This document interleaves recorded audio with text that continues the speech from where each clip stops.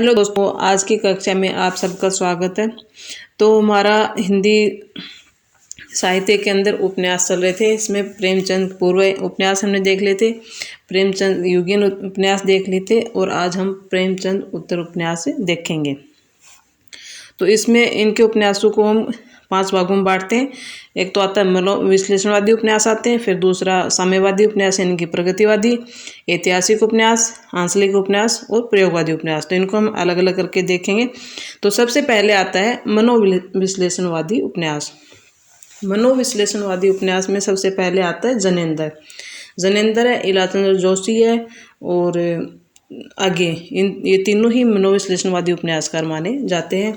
तो जनेंद्र की रचना को ट्रिक से याद कर लेते हैं। इनकी ट्रिक इस हिसाब से बनाई गई कि इनका रचना काल के अनुसार अगर इनकी रचनाओं को पूछे तो इस ट्रिक से ये सभी रचनाएं इसी अनुसार से बैठती है। ट्रिक क्या है? परख सुनीता त्यागपत्र दे कल्याणी को, यानी कि परख सुनीता त्यागपत्र दे कल्याणी को, सुखद व्यतीत जीवन से मुक्ति के लिए तब सा कोई नाम नहीं है बस कर तू। यानी कि वो कह रहा है कि परख सुनीता और त्यागपत्र दे दे कल्याणी को, सुखद व्यतीत जीवन जीने के लिए तब सा कोई नाम नहीं है, अब तू बस कर तू। तो परख से परख हो गया 1929 ईस्वी का है जनेंद्र का परख, और फिर उसके बाद सुनीता 1935 का, फिर त्यागपत्र 1937 में, फिर कल्याणी आता है 1939 में, फिर सुखद से सुखदा 1952 में आता है, व्यतीत से विवृत 1953 में और अति व्यतीत से 1953 में, दोनों व्यतीत कहते हैं। और फिर जीवन से आता है जयवर्धन 1956 का, जयवर्धन आता है 1956 में। फिर मुक्ति से आता है मुक्तिबोध 1965 में, और तपसा से तपोभूमि 1974 में, और कोई नाम नहीं यानी कि अनाम स्वामी 1974 में आता है, और बस कर से कोणार्क 1985 में आता है। तो इनकी ट्रिक है, इनकी सन के हिसाब से, इनकी पहले कौन सा है उसके बाद में कौन सा, उनकी सन के हिसाब से इस ट्रिक को बनाया गया है। परख सुनीता त्यागपत्र दे कल्याणी को, सुखद व्यतीत जीवन जीने के लिए, जीवन से मुक्ति के लिए तब सा कोई नाम नहीं है, तू बस कर अब तो इसमें परख सुनीता त्यागपत्र कल्याणी, सुखदा विवर्त व्यतीत जयवर्धन मुक्तिबोध तपोभूमि अनाम स्वामी कोणार्क है, ये इनकी सबसे अंतिम रचना मानी जाती है 1985 ईस्वी में। और जो मुक्तिबोध है 1965 में रचना हुई थी, 1966 के अंदर इनको इसके ऊपर साहित्य अकादमी पुरस्कार दिया गया था। अगले आते हैं इलाचंद्र जोशी। इलाचंद्र जोशी के उपन्यास कौन कौन से हैं? इलाचंद्र जोशी के उपन्यास है सन्यासी, जिप्सी, जहाज का पंछी, पर्दे की रानी, प्रेत और छाया, निर्वासित और ऋतु चक्र। तो इनकी जो सन्यासी इनका है ये 1941 में, सन्यासी है ये 1941 में लिखा गया था। जिप्सी है वो ये 1952 में लिखा गया था। जहाज का पंछी है 1953 में, और पर्दे की रानी है वो 1941 में, प्रेत और छाया है 1946 में इनकी रचनाएं की गई थी। अगला आता है इलाचंद्र जोशी के हो गए सन्यासी, जिप्सी, जहाज की रानी, पर्दे की रानी, प्रेत, छाया, निर्वासित, ऋतु चक्र। अब आता है अगे का 3 उपन्यास आते हैं, शेखर एक जीवनी, नदी के द्वीप और अपने अपने अजनबी। अगे के 3 उपन्यास आते हैं। अगे भी क्या है? मनोविश्लेषणवादी उपन्यासकार है। इनके 3 उपन्यास आते हैं। जो शेखर एक जीवनी है ये 1941 में आता है। नदी के द्वीप है ये 1951 में, और अपने अपने अजनबी है ये है 1961 का। तो शेखर एक जीवनी ये 2 भागों में हुआ था। पहला भाग 1941 में, दूसरा भाग हुआ था ये 1944 ईस्वी में इनका प्रकाशित हुआ था। तो आगे के 3 है शेखर एक जीवनी, नदी के द्वीप और अपने अपने अजनबी। 41, 51, 61 इसको आप ऐसे याद कर सकते हैं। फिर आता है धर्मवीर भारती। धर्मवीर भारती के 2 आते हैं, गुनाहों का देवता और सूरज का 7वां घोड़ा। गुनाहों का देवता और सूरज का 7वां घोड़ा धर्मवीर भारती के, गुनाहों का देवता और सूरज का 7वां घोड़ा। आगे आते हैं नरेश मेहता। नरेश मेहता के यह पथ बंधु था, यह पथ बंधु था और धूमकेतु। यह पथ बंधु था और धूमकेतु दोनों किसके हैं? नरेश मेहता के हैं। यह पथबंधु के अंदर इसमें दिखाया गया है कि जो मूल्यों के प्रति जो निष्ठावान व्यक्ति है उसको टूटते हुए इसमें दिखाया गया है, उसका अकेलापन इसमें इसके अंदर दिखाया गया है। और ये 1962 में ये बंधु 1962 में ये लिखा गया था। इसमें जो व्यक्ति अकेला होता है उसके अकेलेपन को दिखाया गया है, वो मूल्यों के प्रति निष्ठावान है लेकिन उसको फिर भी टूटते हुए दिखाया गया है। यह पथबंधु था नरेश मेहता का। दूसरा आता है साम्यवादी उपन्यास। साम्यवादी उपन्यास में सबसे पहले कौन आते हैं? यशपाल आते हैं। साम्यवादी उपन्यासकार यशपाल। तो यशपाल की उपन्यास कौन कौन से हैं? यशपाल का दादा कामरेड, पार्टी कामरेड, देशद्रोही, दिव्या, अमिता और झूठा सच। इनके दादा कामरेड और ये पार्टी कामरेड ये 1941 का है दादा का, और पार्टी 1945 का, देशद्रोही 1943 का है। और इनका जो झूठा सच है ये 1957 में लिखा गया था। इसी के ऊपर इनको ये जो देश विभाजन की जो त्रासदी हुई थी उसके ऊपर ये आधारित है झूठा सच। और ये 2 भागों में हुआ था। पहला भाग इसका आया था 1958 में और दूसरा भाग इसका आया था 1960 में। तो ये 2 भागों में प्रकाशित हुआ था। पहला भाग जो 1958 में आया था ये वतन और देश के नाम से आया था। 1960 में आया था वो देश का भविष्य के नाम से आया था। लेकिन ये देश विभाजन की त्रासदी के ऊपर आधारित है इनका झूठा सच। अगला आता है भैरव प्रसाद गुप्त। भैरव प्रसाद गुप्त के कौन से उपन्यास हैं? गंगा मैया, सती मैया का चोरा और भाग्य देवता। भैरव प्रसाद गुप्त के सती मैया का चोरा इनका बहुत, और मशाल भी आता है इनका एक, मशाल, भाग्य देवता, सती मैया का चोरा और गंगा मैया, इनके प्रसिद्ध उपन्यास आते हैं। ये मार्क्सवादी चेतना का इन्होंने इसके अंदर निरूपण किया है। अगले आता है रांगे राघव का। रांगे राघव के कौन से? मुर्दों का टीला, कब तक पुकारूं, अंधेरे में जुगनू, सीधा साधा रास्ता और जब आएगी काली घटा। तो जब सीधे साधे रास्ते के ऊपर जब काली घटा आएगी तो अंधेरे में भी क्या हो जाएगा? अंधेरा हो जाएगा।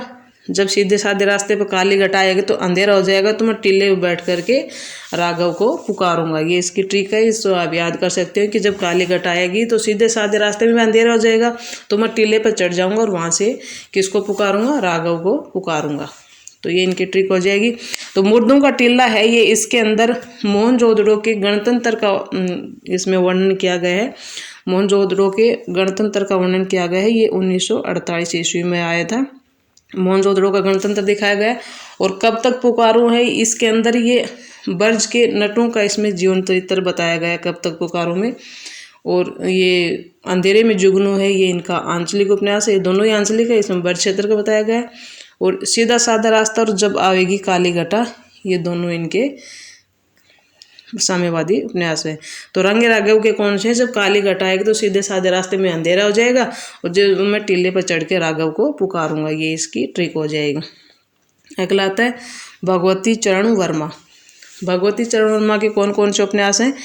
टेढ़े मेढ़े रास्ते, चित्रलेखा, भूले बिसरे चित्र और सभी नचावत राम गोसाई। टेढ़े मेढ़े रास्ते अगर भगवती यानी कि दुर्गा भगवती किसी के लिए जाते हैं दर्शन करने के लिए, तो वो तो पहाड़ पे चढ़ के बैठी रहती, तो कहाँ जाना पड़ता है? टेढ़े मेढ़े रास्ते से जाना पड़ता है। तो टेढ़े मेढ़े रास्ते किसके? भगवती चरण वर्मा के। और सीधा साधा रास्ता किसका है? रांगे राघव का। यानी कि राम जी से मिलने के लिए तो राम जी के तो मंदिर नीचे बने होते हैं, तो सीधे साधे रास्ते जाते हैं, और भगवती के दर्शन के लिए कैसे जाते हैं? टेढ़े मेढ़े रास्ते से जाते हैं। इस प्रकार इसको आप याद कर सकते हो। टेढ़े मेढ़े रास्ते, चित्रलेखा, भूले बिसरे चित्र और सभी नचावत राम गोसाई, ये भगवती चरण वर्मा के हैं।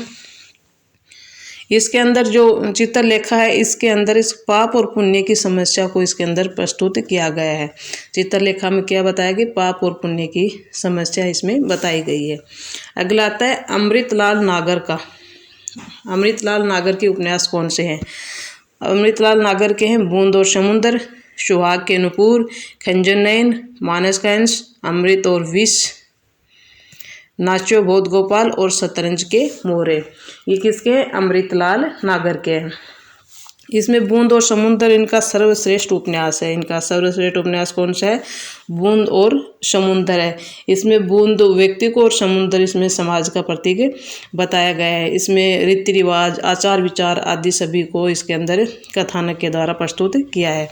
मानस का हंस है। इसके अंदर तुलसीदास की ये जीवनी परक उपन्यास है इनका। इसमें तुलसीदास के जीवन वृत्तांत को प्रस्तुत किया गया है। खंजन नयन के अंदर सूरदास के जीवन वृत्तांत को इसके अंदर प्रस्तुत किया गया है। अगला आता है, अब आते हैं ऐतिहासिक उपन्यास में कौन कौन से उपन्यास कराएंगे। सबसे पहले आता है हजारी प्रसाद द्विवेदी। हजारी प्रसाद द्विवेदी में आता है बाण भट्ट की आत्मकथा, चारू चंद्रलेख, पुनर्नवा, अनाम दास का पोथा। ऐतिहासिक उपन्यासकारों में बाबू वरदावलाल वर्मा का उल्लेख भी किया जाता है। चतुर्सेन शास्त्री भी आते हैं इसमें, उनका उल्लेख हम पहले कर चुके हैं। अब हजारी प्रसाद द्विवेदी के बाणगढ़ की आत्मकथा, चारू चंद्रलेख, पुनर्नवा और अनाम दास का पोथा। इसका एक नाम और है अथ रघु आख्यान में इतिहास की सुंदर कल्पना इसमें की गई है। ये ऐतिहासिक उपन्यास वातावरण की ये सुंदर प्रस्तुति करते हैं। अगला आता है, इसके अंदर राहुल शंकरतन आते हैं। जो राहुल शंकरतन के हमने देखे थे, सिंह सेनापति है, जय योद्धे है, वो सभी ऐतिहासिक इनके उपन्यास आते हैं। फिर आता है विष्णु प्रभाकर का। विष्णु प्रभाकर का आता है अर्धनारीश्वर। अर्धनारीश्वर किसका आता है? विष्णु प्रभाकर का आता है अर्धनारीश्वर, जो इसके अंदर इसको 1993 के अंदर साहित्य अकादमी पुरस्कार दिया गया था।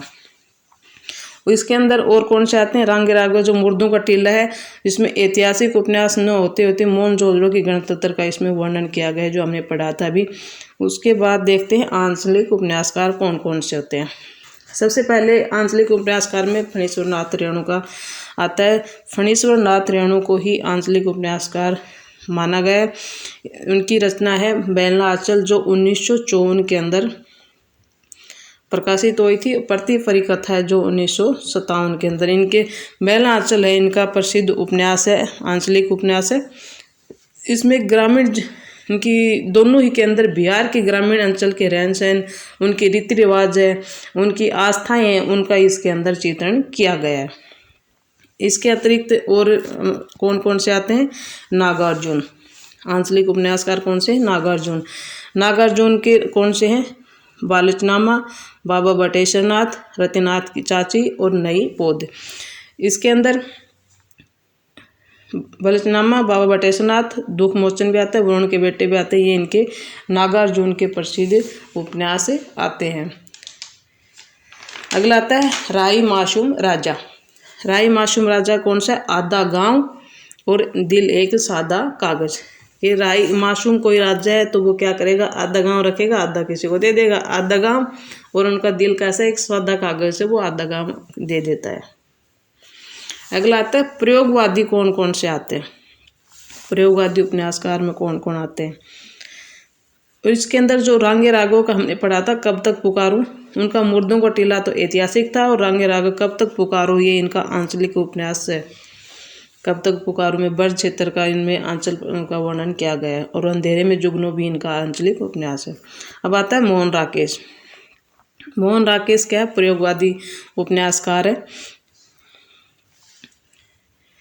इसके 2-3 उपन्यास हैं, अंधेरे बंद कमरे, न आने वाला कल और नीली रोशनी की बाहें।